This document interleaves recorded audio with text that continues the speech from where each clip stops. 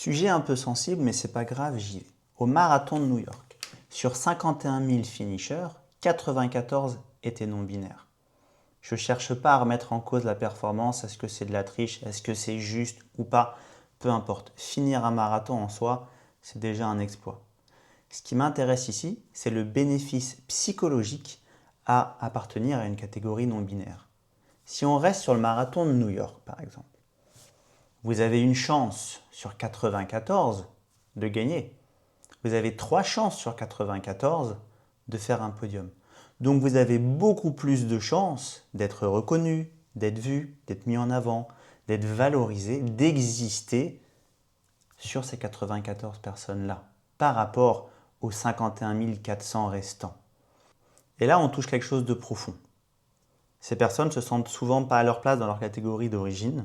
C'est plus difficile d'exister, d'être reconnu, d'être valorisé. C'est inconfortable et parfois c'est même anxiogène. Donc du coup, on peut comprendre le bénéfice direct à se dire non-binaire, à appartenir à une autre catégorie qui n'est pas dite classique. Parce que du coup, on est dans une plus petite communauté où les valeurs sont partagées et où on coexiste ensemble et c'est beaucoup plus simple d'être mis en avant, d'être vu, d'être valorisé et d'exister. Et au fond, c'est complètement humain. On recherche tous à exister dans un environnement où il n'y a pas besoin de se battre. Donc, c'est pas un problème le genre.